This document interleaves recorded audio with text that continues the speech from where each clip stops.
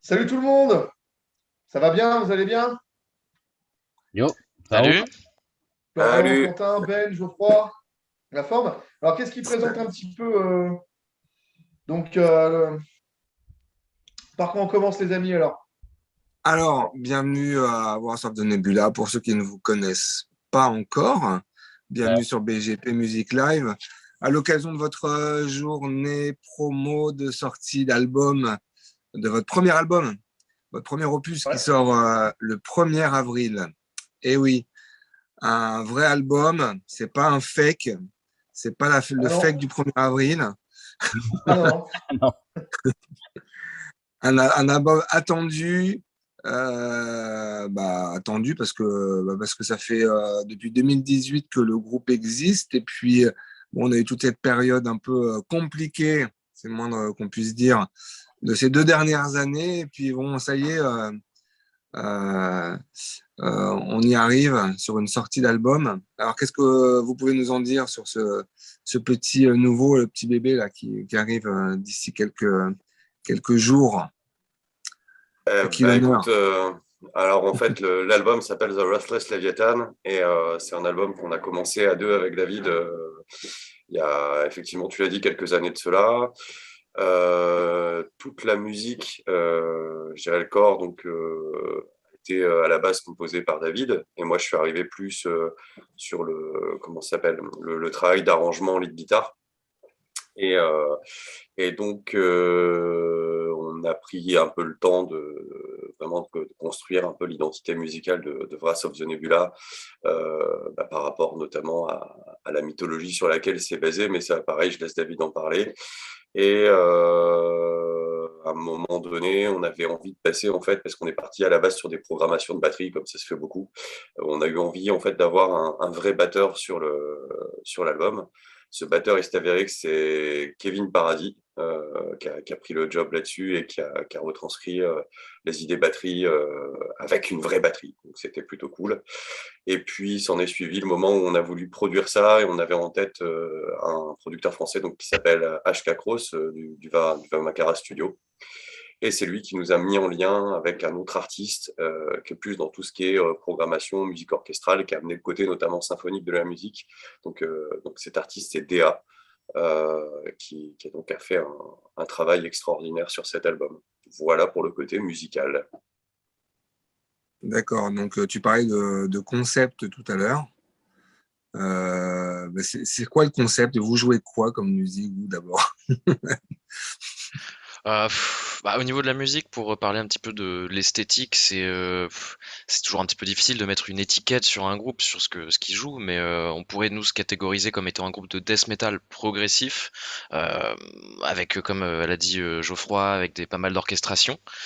Ça pourrait, c'est pas vraiment des influences, c'est plus des groupes qui peuvent évoluer un peu dans la même sphère, mais un petit peu comme Septic Flesh, Dimmu Borgir, Behemoth, Flesh God Apocalypse, pas mal de groupes comme ça qui ont beaucoup d'orchestration, qui ont vraiment des ambiances très particulières, mais en même temps avec des touches de brutalité. Nous, c'est aussi ce qu'on fait, avec des batteries très rapides, très véloces, assez techniques, un chant qui est assez rythmique, même des guitares qui tricotent pas mal, des solos qui s'envolent aussi, qui sont assez techniques.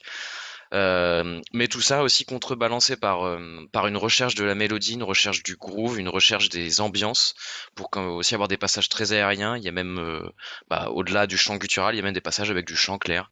Donc c'est pour ça, c'est vraiment beaucoup d'aspects mis ensemble pour créer cette ambiance particulière qu'on essaie de développer au sein de Wrath of the Nebula. On le perçoit tout à fait à l'écoute de l'album, clairement. Vous n'êtes pas présenté d'ailleurs, enfin, je vous ai pas demandé de vous présenter. Qui fait quoi là dans la bande là, les uns les autres là qui parlent là. Et Présentez-vous quoi, vite moi fait. je m'appelle Quentin Regnault. Du coup, je suis arrivé il y a pas très longtemps avec le groupe pour officier en tant que batteur live, pour remplacer justement Kevin Paradis qui lui avait enregistré l'album. Donc je suis batteur.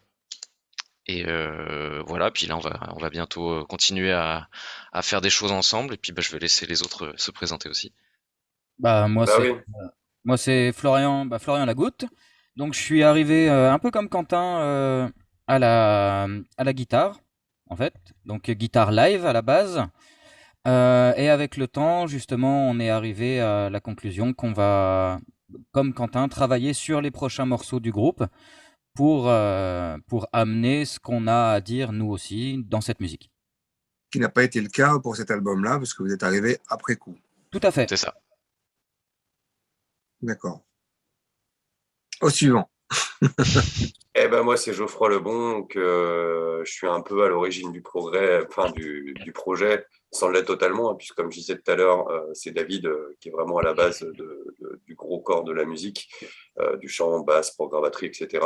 Donc moi, mon rôle, ça a été plus de faire le lien, en fait, on avait envie en fait de faire un peu des questions-réponses comme ça, guitare-chant, de donner à la guitare un peu aussi parfois ce rôle de changement d'atmosphère, d'ambiance, d'enrichissement au niveau des atmosphères.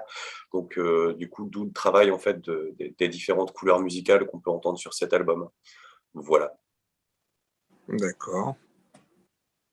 Bon, puis ben, moi, c'est Dov. Moi, je suis le compositeur. Je suis un petit peu, effectivement, celui qui a fait jaillir les idées donc, de ce projet-là et puis qui a composé les premières trames des morceaux. Et puis, ben, voilà. Donc, ben, moi, sur l'album, j'ai enregistré les guitares rythmiques, la basse et les voix. Et sur scène, j'officie en tant que bassiste-chanteur. Ah, c'est pas courant, mais on en voit de plus en plus des bassistes chanteurs. Parce que Ouais, c'est bah, pas... en fait, ben ouais, c'est tout simplement. Bon, moi, à la base, je suis plutôt guitariste que bassiste. Moi, enfin, maintenant, la basse, c'est un instrument que j'aime beaucoup. Bon, c'est tout simplement qu'en fait, quand on joue d'un instrument et qu'on chante en même temps, fatalement, on est moins libre, euh, que ce soit le chant ou son instrument. Du coup, il me paraissait quand même plus intéressant effectivement, de laisser les guitares, on va dire, à deux musiciens autonomes pour ne pas être, on va dire, limité voilà, dans la composition. Parce que quand on est guitariste-chanteur, il faut quand même penser à la base des morceaux qu'on écrit comme pouvant être restitués en chantant. Et en métal, c'est parfois un petit peu compliqué. Donc, comme en fait, on a quand même des idées qui parfois sont assez soutenues, assez techniques, ça aurait été dommage de devoir simplifier juste parce que je voulais faire de la guitare sur scène. Voilà. C'est un petit peu l'approche. Donc, la basse, c'était un petit peu le bon compromis pour quand même jouer d'un instrument parce que c'était important pour moi. Et puis, voilà, et pouvoir assurer quand même les voix telles qu'elles doivent l'être. Moi, comme référence, j'ai Calogero, un chanteur bassiste. Bon, on est un petit peu loin quand même. Ah, ça va C'est pas changer la même l'ambiance. chose, hein. Et j'ai Diego de Caras. Je ne sais pas si vous connaissez Caras, hein, donc le side project donc Étienne Sartou, Ouais. ex-Acme, batteur Acme. Ah ouais. Ouais, Et voilà, et puis Yann Orto de Massisteria, gratteux de Massisteria. Bon, c'est du grind, hein, bon, c'est assez gras. Hein. C'est assez gras. Mais donc, le chanteur, Diego, est bassiste aussi en même temps. Voilà. C'est les repères que j'ai qui me viennent en tête. Tu vois. Dans le groupe que j'ai cité tout à l'heure, c'est Petite Flèche. Voilà, c'est ce que j'allais dire. Dans un groupe plus proche de nous, c'est Petite Flèche, effectivement. Voilà. Et un tout petit groupe que peu de gens connaissent, Slayer, par exemple. Slayer. C'est ça. Aussi, oui. Tita Maria. Voilà. Il n'y avait pas un Motorhead aussi, non, un peu? Ah bah oui, aussi, ouais. Je ne connais pas. Comme quoi, ça commence à être... Les chanteurs bassistes, on peut en trouver à l'appel quand même. Ouais, en fait, vous n'êtes pas très originaux. Vous n'êtes pas très originaux. C'est pas très original, ça, en fait. Hein. Non. Pas du tout. Non, c'est vraiment une question de comment dire, de parti pris. La musique s'y prête pas tellement, en fait. C'est-à-dire que les rythmiques sont très, très précises. Elles sont très. Ah voilà, elles sont déjà difficiles à jouer sans chanter, alors chanter dessus. En tout cas, pour moi, techniquement, c'était même pas la peine d'y penser 5 minutes. Ouais. J'ai pas le niveau. Voilà. Sauf pour, voilà, mis à part du punk, Voilà. mis à part 3 accords sur du punk où tu peux chanter en même temps, ou voilà. C'est vrai que sur votre musique, sur votre style de musique, c'est peut-être un peu plus compliqué de se concentrer sur les deux. Ouais, bah, après, ouais, si tu veux, il y a des choses qu'il ne faut pas forcément par moment trop dépasser. Il ne faut jamais trop se situer finalement. Il y a une ligne rouge qu'il ne faut pas trop dépasser, je pense, par rapport à ses propres compétences, parce qu'après, ça fait que poser des problèmes. il faut quand même toujours avoir la marge pour pouvoir effectivement être serein quand on joue. C'est important. Tant que je te tiens, justement, comme tu dis que tu es quand même à l'origine un peu du concept finalement, ça parle de quoi, Wrath of the Nebula? Ça parle. La En question quelques mots. qui pourrait résumer tout, c'est est-ce que l'être humain est la seule, on va dire, la seule entité intelligente, la seule vie, la seule forme de vie évoluée de l'univers, ou alors est-ce que c'est une des formes de vie parmi beaucoup d'autres, puisque l'univers est quand même immense, est composé de centaines de milliards de galaxies, elle-même composée de centaines de milliards d'étoiles, et dont la plupart ont un système solaire. Donc c'est pour te dire, il y a tellement de planètes dans l'univers qu'il est totalement impossible qu'effectivement, il n'y ait pas des autres formes de vie, alors qui nous ressemblent ou qui ne nous ressemblent pas, hein, mais il est tout à fait improbable, ça serait vraiment prétentieux de la part de l'être humain de se croire seul dans l'univers une seule seconde. Voilà, et donc du coup, ça nous permet de pouvoir, si tu veux, se rattacher à d'autres questions, comme par exemple la place finalement de l'être humain et comment est-ce que l'être humain a pu évoluer finalement à l'espèce qu'on est aujourd'hui. Hein. Donc la dernière évolution de l'être humain, c'est l'Homo sapiens, mais entre les premiers primates qui se trouvaient sur Terre et puis l'Homo sapiens tel que nous on est aujourd'hui, il y a quand même eu une évolution. Quand on prend le génome humain, on voit que l'évolution a été beaucoup trop rapide pour qu'on puisse finalement être totalement convaincu que l'évolution se présente comme celle de Darwin, tu vois, donc, et la pure nature des choses. Donc, du coup, y a certains théoriciens qui ont effectivement réfléchi à éventuellement, en faisant des recherches en archéologie, etc., et en découvrant des tablettes, voilà, et des vestiges d'anciennes civilisations, et on s'est rendu compte qu'il y avait peut-être effectivement eu des visiteurs, il y a plusieurs centaines de milliers d'années, qui avaient pu visiter la Terre et puis effectivement créer, en tout cas contribuer à créer l'espèce qu'on est devenue aujourd'hui. Et cette théorie-là, c'est la théorie des anciens astronautes, avec effectivement donc les célèbres Anunnaki, qui effectivement sont des, on les présente souvent comme des géants de 3-4 mètres de haut, qui vivaient des centaines de milliers d'années, qui habitaient une planète qui s'appelle Nibiru.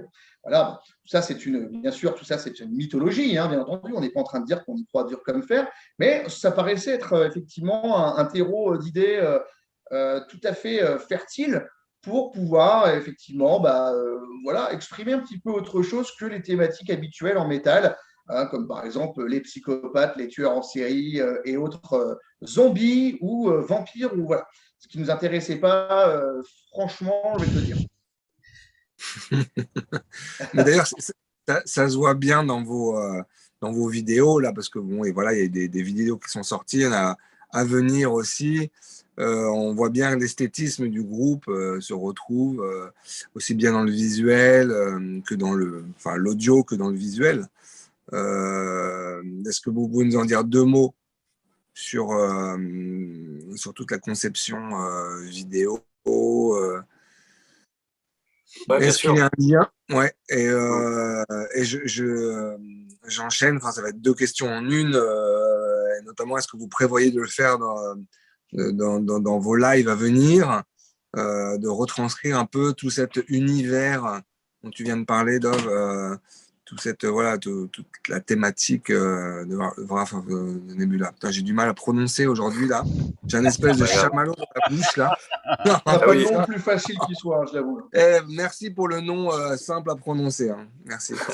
Pas de souci. Écoute, oui, pour le côté en fait vidéo, comme David te l'expliquait, en fait, la musique de Vras, la mythologie, notamment sumérienne dont on parle, la mythologie qui peut être reliée aussi à tout ce qu'on peut entendre comme histoire à propos, que ce soit des extraterrestres, des anciens dieux, etc., etc.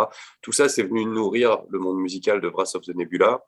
Et on a la chance d'être entouré par deux artistes très talentueux, donc Médéric Harvard et Mickey de Misread Art, qui ont réussi vraiment à traduire ce concept-là en images. Mickey nous propose des visuels, notamment la pochette que tu as pu avoir. Et en fait, on a... aidez-moi, je ne sais plus son nom. Mince, je l'ai perdu. Notre artiste... pardon, voilà. Médéric qui a réussi à traduire toute la mythologie en images. Et en fait, tout ça, si tu veux, c'est le concept on peut pas enlever ni l'image ni le son en fait. Donc évidemment, on a envie de revoir tout ça sur les lives et on prépare actuellement de toute façon d'ores et déjà. En fait, on veut dépasser le concept du concert. Ce qu'on veut, c'est vraiment créer un spectacle. Donc, on est en train de travailler dessus et on va notamment faire un live filmé dès cet été. Donc, voilà, les amis, si vous regardez cette séquence, tenez-vous au courant parce que vous pouvez avoir rapidement une idée de ce que ça va donner, notamment sur scène. Voilà. Tu veux dire un live streaming? Non. Non, un live filmé, Non. en fait. On fait un live sans public, qu'on filme entièrement. D'accord. Voilà. Ok. D'accord. Donc, vous n'êtes pas encore au concept de la comédie musicale, mais déjà du spectacle. Déjà. C'est ça, on n'a pas encore commandé l'orchestre symphonique, mais ça ne saurait tarder. Ce qui pourrait être une très bonne idée. Qui sait, ça viendra. C'est génial. Oui. Bah ouais. Ça serait coûteux, mais faisable, puisque les partitions, effectivement, elles sont là, hein, et que les Tout à fait. orchestrations de DA sont effectivement, on peut les reproduire avec des orchestres, avec un orchestre Ah ouais et puis des instruments. Oui, bien sûr. Oui. Enfin, ça serait un travail phénoménal. Pour l'instant, on n'en est pas là. Ce qu'on voudrait faire simplement, c'est donner vraiment une dimension au live, effectivement, qui va au-delà du simple concert métal traditionnel. Bon, on serait dans cette optique-là, bien sûr, mais on voudrait y rajouter véritablement un aspect visuel, une ambiance, en fait. Ce qu'on veut, c'est que les ambiances qu'on peut ressentir sur l'album, qu'on a essayé de faire ressortir au niveau du son, on puisse aussi les ressentir en regardant. C'est-à-dire qu'on voudrait que les vidéos puissent être projetées. Donc, ce n'est pas forcément hyper compliqué. Il suffit de mettre un écran, effectivement, à la place Ça se d'un fait, écran. ouais. Voilà, mettre quelques décors de scène quand même, avoir une esthétique, même ça passe aussi par nous, alors, je ne sais pas mettre des costumes de scène, mais d'avoir quand même peut-être un certain dress code. Et puis en tout cas, voilà, on est tout à fait conscient qu'aujourd'hui, c'est important d'attacher une certaine forme d'esthétique à l'art en général. Et puis, ça se retrouve aussi sur les prestations scéniques. En tout cas, nous, c'est un petit peu l'objectif qu'on s'est fixé. D'accord. Bon, ça promet des choses intéressantes à venir. Les mois qui viennent, effectivement, on va suivre ça de près. Ok, donc là, vous avez, oui, donc pour le moment, voilà, donc vous avez, on a eu droit à un petit scoop, c'est bien. Cet été, donc, dans un live filmé, donc on va voir ça en attendant de vous voir en vrai. Pendant Voilà. N'est-ce pas? Voilà. Voilà. Bon, bah écoutez, je crois savoir qu'il y a des contraintes diverses Horaire. horaires pour les membres du groupe, donc on va s'arrêter là. Je vous remercie de nous avoir accordé ce temps pour BGP Music Live. Merci à toi. Merci à toi, Merci Benoît. à toi. Au plaisir de vous recroiser sur les routes, Avec sur plaisir. les scènes Carrément. de France. Voilà, quand vous venez sur Paris, on vous accueille avec grand plaisir dans le studio BGP, n'est-ce pas? Si vous voulez venir, un avec petit grand plaisir. un petit showcase un peu acoustique parce qu'il n'y a pas beaucoup de matériel. Mais... Je vous donne pas des idées, s'il te plaît. Bon, après, avec les samples et tout, ouais, c'est un peu chaud. Vous, c'est un peu chaud quand même de faire de l'impro. Hein. C'est un peu difficile. Ouais. Mais bon, un petit buff de death prog, ça se fait aussi, non?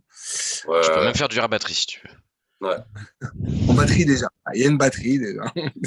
Si tu veux, on peut te faire une reprise entièrement bruitée à la bouche. Ah oui. Très bien le. Une quoi? Une reprise quoi? Une reprise entièrement bruitée à la bouche. Eh oui. Why not? Vous êtes aussi bruiteur et ventriloque? On fait tout, on est capable de tout. Vous avez Faut pas nous beaucoup d'art. provoquer. On a dit Beaucoup de cordes. progressif, on est progressif. C'est ça. C'est l'avenir. C'est l'avenir. C'est ça. Bon, bah, écoutez, merci pour tout, les gars. Merci de votre bonne humeur. Et puis, Merci à toi. Et à à très Peut-être bien. très bientôt. Hein. Peut-être Ciao. d'ici la fin de Ciao, l'année. ciao. On te préviendra de toute façon, on n'y manquera pas. Voilà. Ouais, Yes. j'espère bien. Merci à Merci tous. Benoît. Salut. Salut. Allez, bonne Ciao. journée. Bye bye. Bonne Ciao. journée.